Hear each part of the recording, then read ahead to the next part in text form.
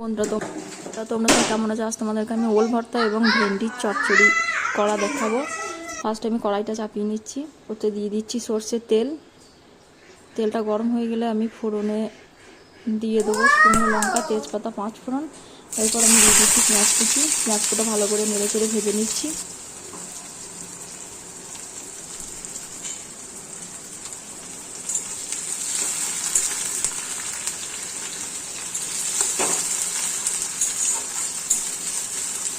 পেঁয়াজগুলো ভাজা ভাজা হয়ে গেলে আমি ওর উপরে ভেন্ডি কোটা দিয়ে দেবো।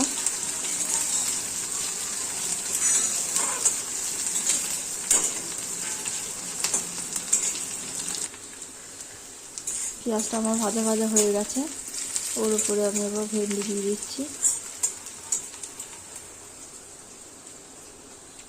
ভেন্ডিগুলো আমার ধোয়া ছিল, আমি দিয়ে দিচ্ছি কড়াইয়ে। নেড়ে নেব।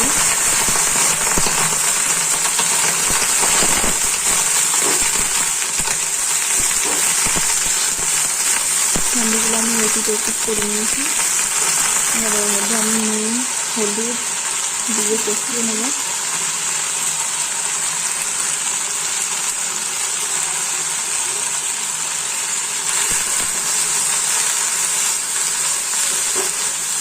একটু কষা কষা ভাব হয়ে গেলেই আমি এর মধ্যে মশলাটা দিয়ে দেবো।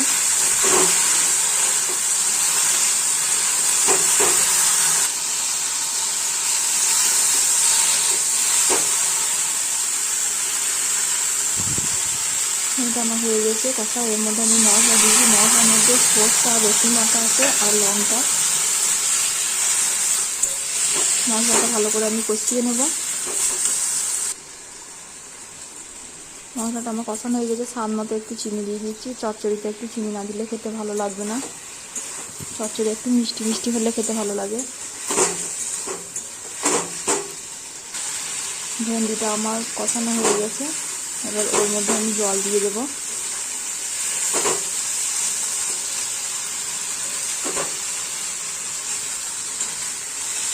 ভালো করেই বেশ কষানো হয়ে গেছে। মশলাটা আমার গায়ে গায়ে লেগে গেছে। এবার আমি ওর উপরে জল দিয়ে দেবো।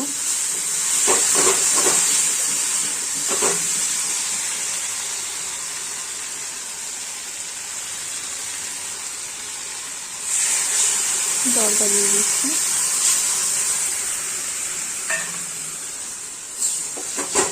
আমি এটা চাপা দেবো না, এইভাবেই আমি সেদ্ধ করে নেবো, দিয়ে নামিয়ে নেব।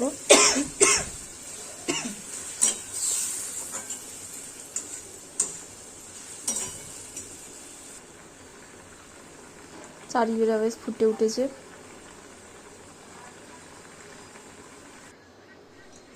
তো আমার হয়ে গেছে, দেখুন বেশ মশলাটাও গায়ে গায়ে লেগেছে। আমি এবার এটা নামিয়ে নেব। আমার ভেন্ডির চচ্চড়ি রেডি হয়ে গেছে।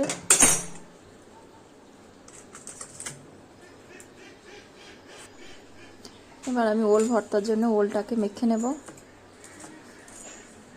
ওলগুলো হাতে করে আমি ভেঙে নিচ্ছি।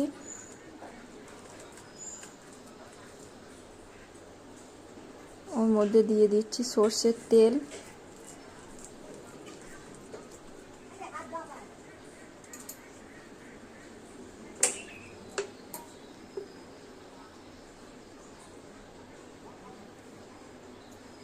এবার দিয়ে দেব নুন।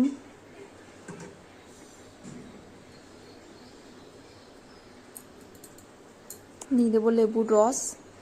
এটা দেশি ওল, লেবু না দিলে গলা কুটকুট করবে, সেই জন্য লেবুটা দেওয়া। এটা দিয়ে দিচ্ছি সর্ষে বাটা ও লঙ্কা বাটা, একসাথেই ওটা বাটা ছিল। ওটা দিয়ে আমি এবার ভালো করে মেখে নেব।